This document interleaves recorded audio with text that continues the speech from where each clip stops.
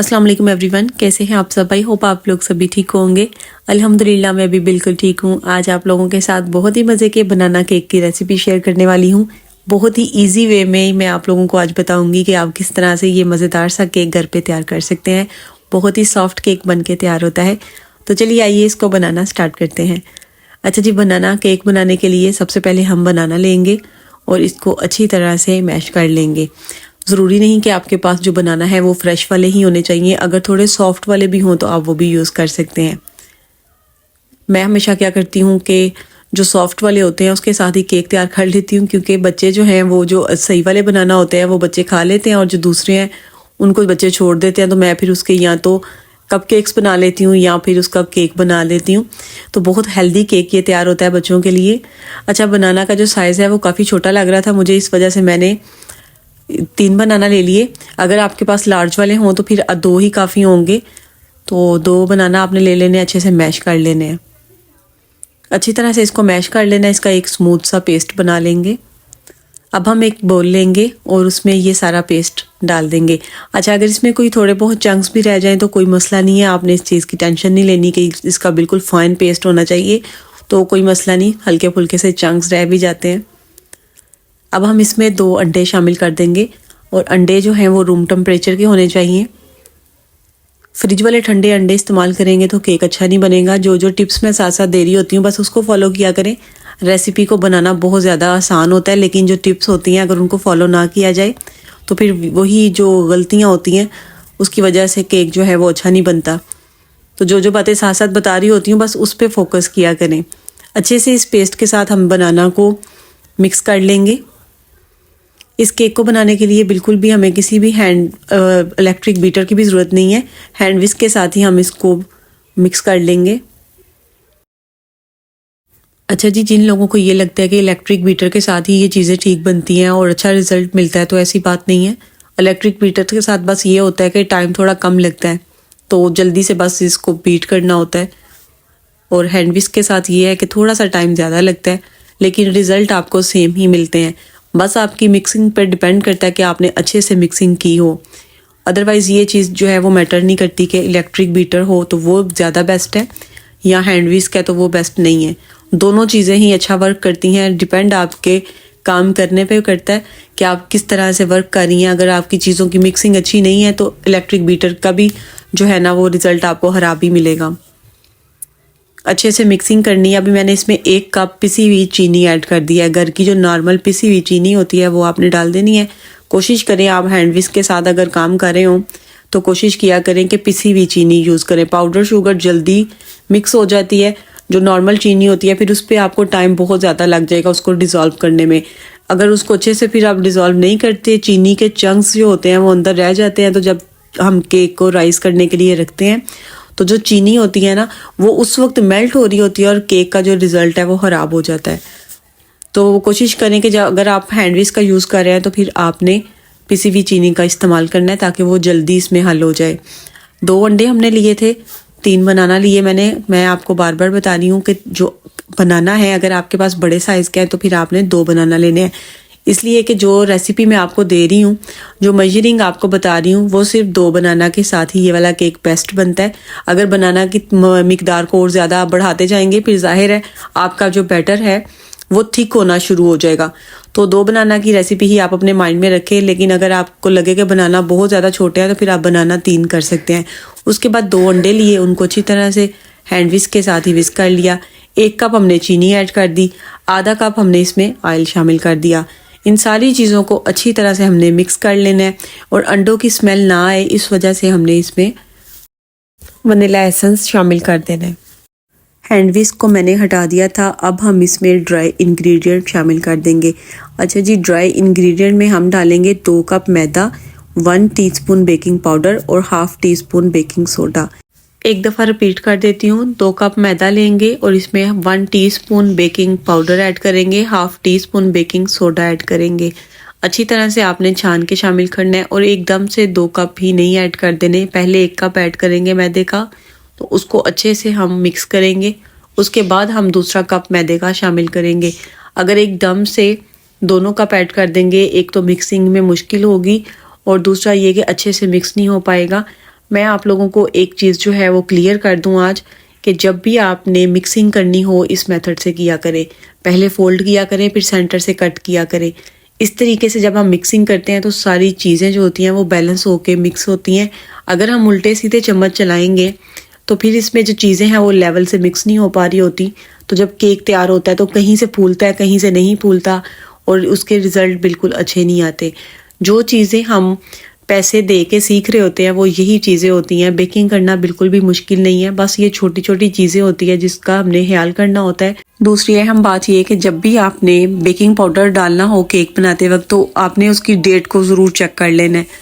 बेहतर तो यही होता है कि जब भी बेकिंग पाउडर आप खरीदें उसकी छोटी डिब्बी खरीदें। बड़ी क्वांटिटी में जब हम खरीद लेते हैं अक्सर ऐसे होता है कि हम जब भी बेकिंग पाउडर फिर ऐड करने लगते हैं हम उसकी डेट नहीं चेक करते, तो उसकी डेट एक्सपायर हो गई होती है। उसकी वजह से क्या होता है कि केक बिल्कुल भी फूलता नहीं है और हमें बिल्कुल बाद में याद आता है कि बेकिंग पाउडर ठीक नहीं होगा, इस वजह से केक ऐसे हो गया।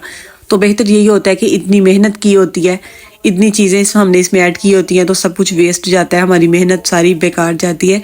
तो बेहतर यही होता है कि जब भी बेकिंग पाउडर खरीदें छोटी डिब्बी को ही खरीदा करें ताकि फ्रेश यूज़ हो जाए, उसके बाद फिर न्यू खरीद लें। ठीक हो गया जी। और तीसरी जो बात है वो इस चीज़ का बहुत ख्याल करना होता है कि अगर बैटर थिक हो जाए तो केक बहुत हार्ड बनेगा। केक को सॉफ्ट बनाने के लिए केक का जो बैटर होता है उसका थोड़ा फ्लोई होना बहुत ज़रूरी होता है।